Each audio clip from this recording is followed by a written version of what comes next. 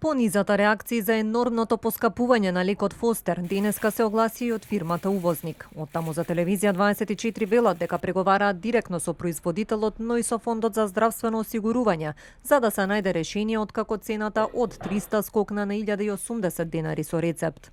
Со направеното усогласување на цената дојде до зголемување на партиципацијата, до платата за лекот во аптеките, односно до значително зголемување на цената за крајните корисници, нашите пациенти. Иако оваа ситуација не е поврзана со нас и никако не зависеше од нас, свесни сме дека ова предизвика силни реакции во јавноста, како и вознемиреност и револт кај пациентите.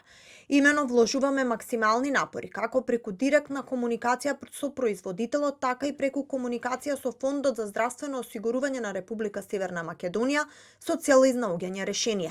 Во меѓувреме ниту од Министерството, ниту од Фондот за здравство не дадоа конкретен одговор на прашањето на што се должи поскапувањето на доплатата за овој лек. Но во одговорот и на двете институции се потенцира дека на позитивната листа бил ставен и друг лек кој можел да биде замена за пациентите. Сепак, покрај поскапувањето, дополнителен револт кај дел од пациентите создава и тоа што многумина со години успешно ја користат истата терапија и не сакаат да преминат на друг лек, иако тој се нуди како замена.